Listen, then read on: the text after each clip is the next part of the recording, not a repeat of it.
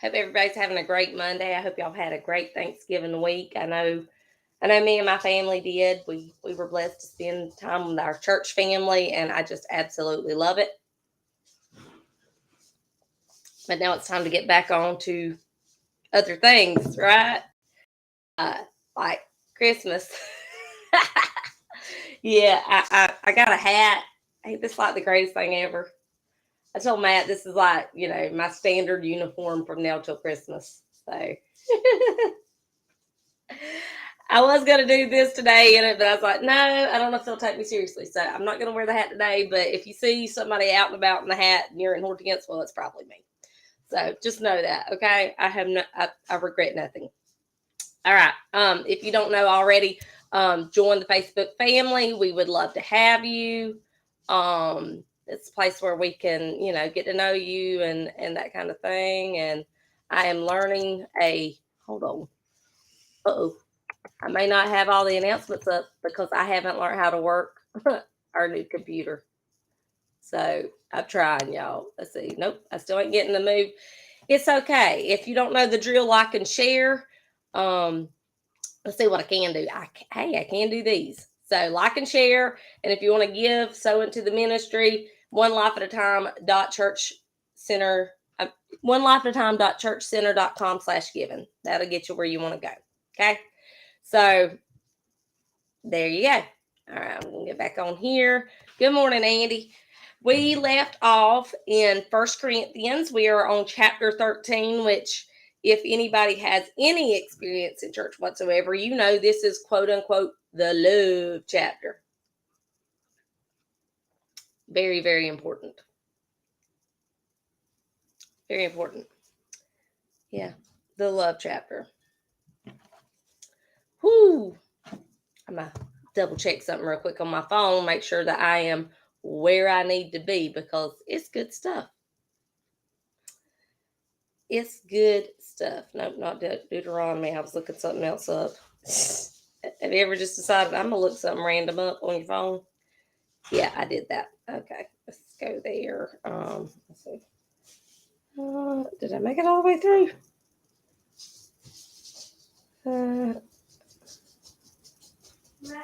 Yep.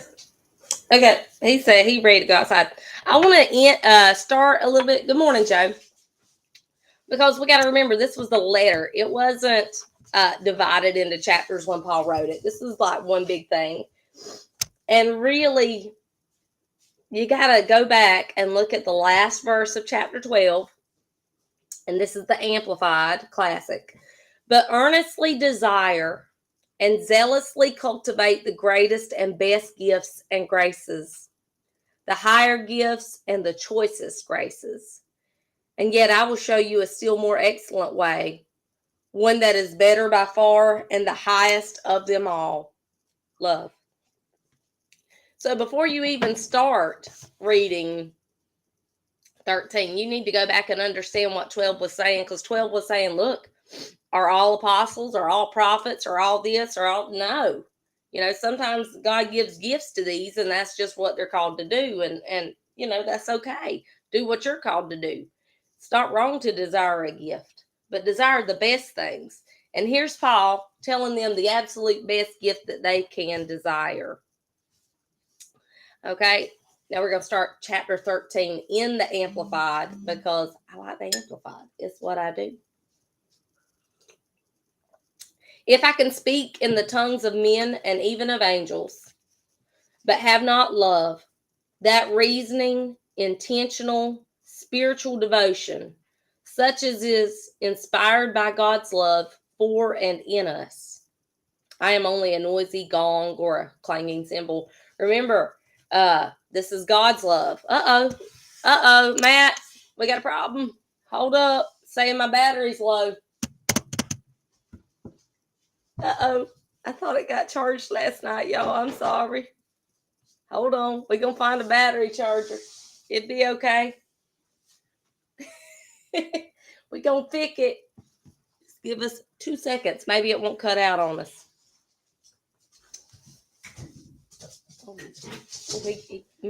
Okay. He getting excited. Where's the plug? Right there. Where? On this side? Yep. Great. I'm still learning this thing. There we go. Okay. I got my end plugged. Yep. Is it showing that it's charging? Yep. Well, no, it's not. It's not showing. Still saying the battery's running low. What's not going on here? Is it close? Did I put it in the wrong hole? No, you're good. You're charging. Okay. Now it's okay. We're good. Sorry, guys. Whew, I know Andy had to feed the beast there. Okay. Maybe we made it in time. Well, he's giving out a high sign. Okay. So that love is agape love, God's love in us. And I want to take this minute because I've been hearing a lot of people trying to say that speaking in tongues is just God miraculously allowing you to speak something like Chinese or German or some language that you have no idea what you're saying. And while that can happen, this is saying speaking in the tongues of angels. I don't necessarily think that the angels are running around speaking, earthly languages. There is a heavenly prayer language that is speaking in tongues. Verse 2. And if I have prophetic powers, the gift of interpreting the divine will and purpose, and understand all the secret truths and mysteries and possess all knowledge, and if I have sufficient faith so that I can remove mountains, but have not love, God's love in me, I am nothing, a useless nobody. Now, most of these things is what Christians seek to be somebody. Oh, well, they can prophesy. Oh, well, they can lay hands on the sick. And it doesn't matter if you can do any of that if you don't have love.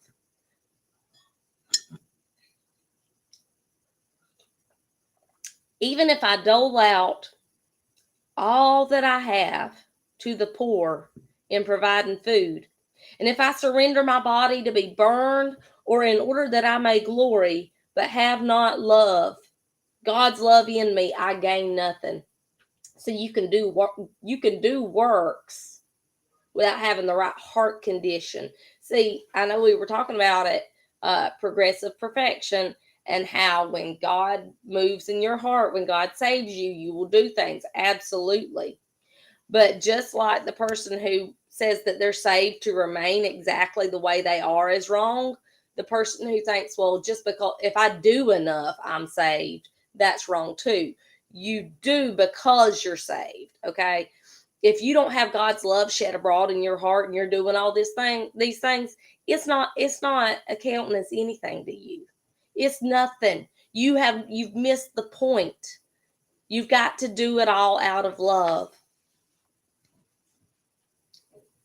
Let's find out about love, how we know if we have the right kind of love in us as Christians. Remember, this is the more excellent way. Remember, this is greater than prophesying. This is greater than speaking in tongues. This is greater than mountain moving faith. Love. God's love in us toward people.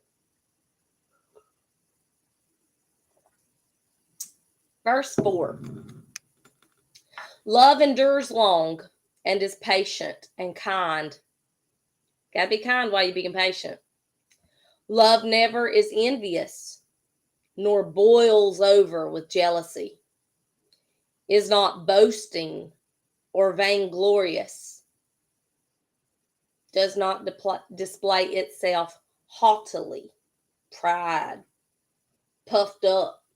I'm somebody.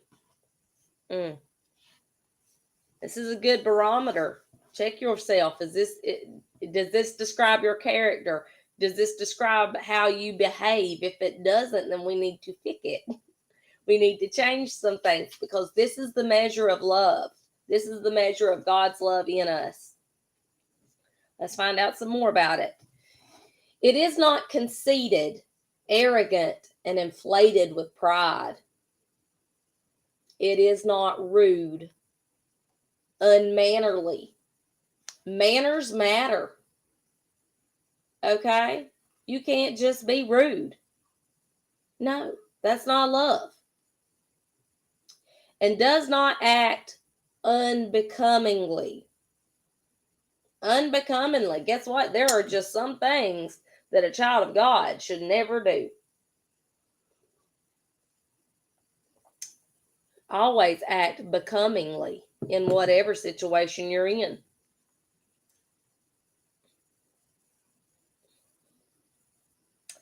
Love, God's love in us, does not insist on its own rights. No. You know what? Stick me last, it's fine, whatever.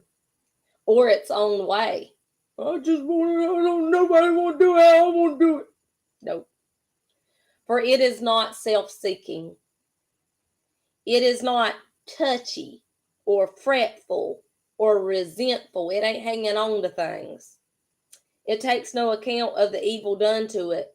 It pays no attention to a suffered wrong. No attention whatsoever. It does not rejoice at injustice and unrighteousness, but it rejoices when right and truth prevail. We can't rejoice at injustice.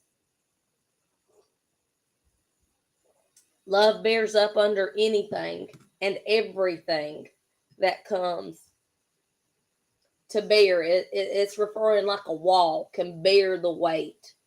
Can you hold it up? Can you hold up under it? Or are you going to buckle and collapse?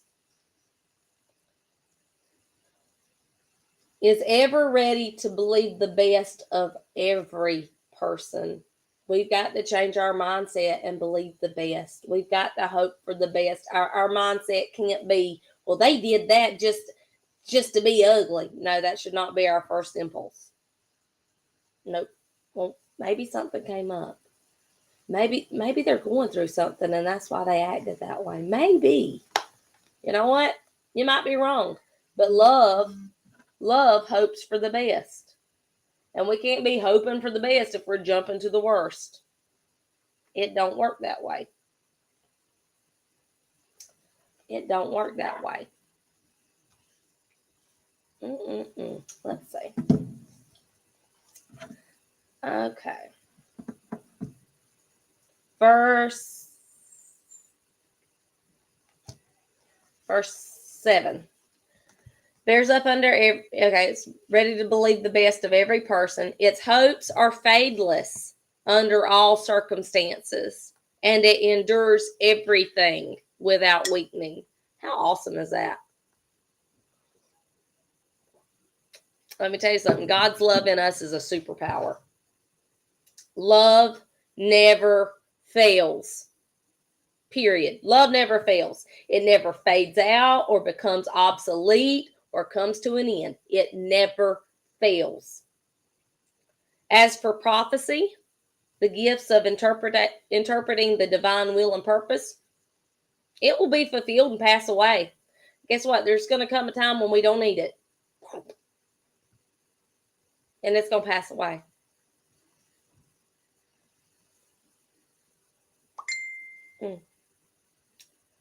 As for tongues, they will be destroyed and cease. As for knowledge, it will pass away. It will lose its value and be superseded by truth. There's going to come a time when we don't no longer need to pray in our prayer language, because you know what? We're going to be in heaven and it's going to be glorious, and we're not going to need to pray for those things that we don't understand what we need to pray for anymore. It's going to pass away. We're going to be there. We're going to be in his presence. But you know what isn't going to fade away? Love. Love isn't going to fade away.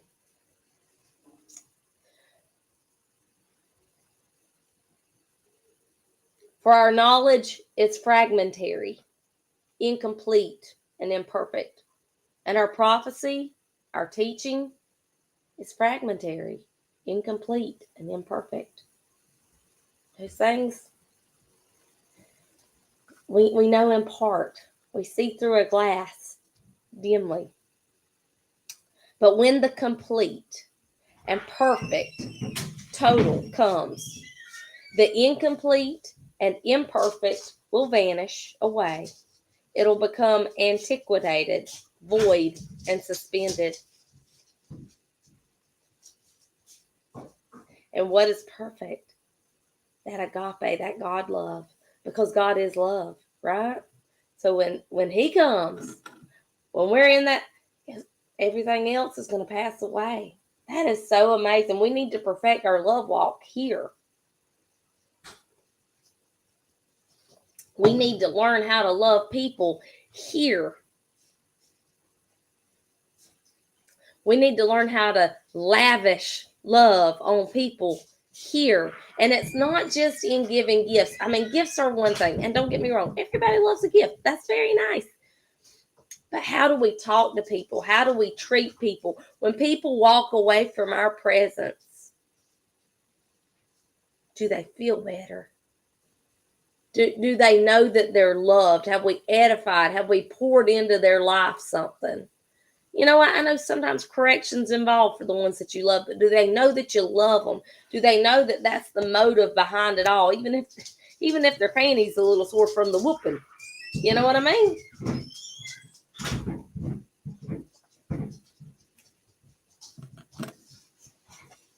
Be that person.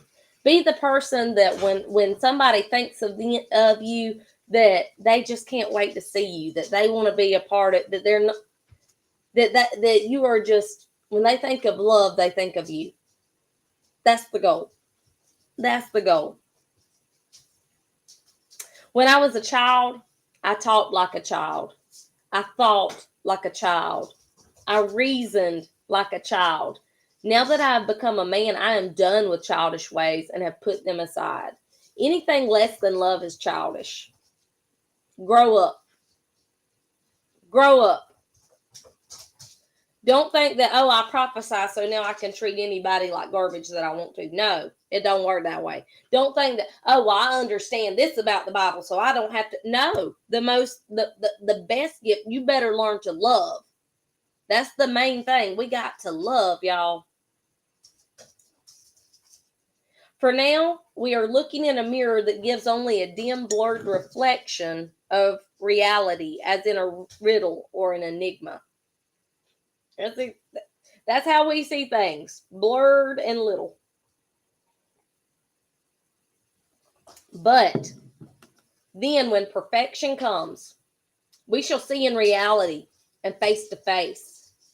Now I know in part, imperfectly, but then I shall know and understand fully and clearly, even in the same manner as I have been fully and clearly known and understood by God. Wow. It's coming, y'all. And while prophecy and healing and tongues will fade away, love never will. So you better perfect that now. And so faith, hope, love abide. Faith, conviction, and belief respecting man's relation to God and divine things. Hope, joyful and confident expectation of eternal salvation. Love, true affection for God and man, growing out of God's love for and in us. These three. But the greatest of these is love. We are going to perfect this love walk, guys. Isn't that beautiful? Isn't that beautiful? If you want to know the house rules, if you want to know how to carry yourself as a Christian, read 1 Corinthians 13. Take time. Go through it. See yourself in it or lack thereof. If there's some areas that need to change. You know? If you're slow to think the best of people, you might want to change that. Yes, I realize that, you know what, there's a lot of evil in the world. But let's hope for good things. Let's hope for good things, because that's what love does. Love hopes for good things. Well, maybe something's going on. Maybe you know what, you may be proved wrong. Well, you know what, we live in a world that is lost as a goose. Be different. Be different. We're called to be different. We're called to be in the world, but not of it. Okay? That's 1 Corinthians 13. You know, guys, I'm enjoying this. I missed it. But all the cooking and stuff, I was showing love in other ways. If you ain't got a place to be tonight, come on out to One Life at a Time Ministry, 6314 Highway 32 East Hortense, Georgia. We're going to have a wonderful time. We're going to have some time of praise, and we're going to have a devotion, and we're gonna decorate for Christmas. We're gonna have hot chocolate, and we got some cookies and probably some leftover Thanksgiving pie that needs to come out of the fridge. Just saying. And we're gonna have a good time. It's gonna be a great day, full of love and fellowship, and we would just love to have y'all. All right, guys, I love you. God loves you. There ain't a thing you can do about it. I'll see y'all tonight.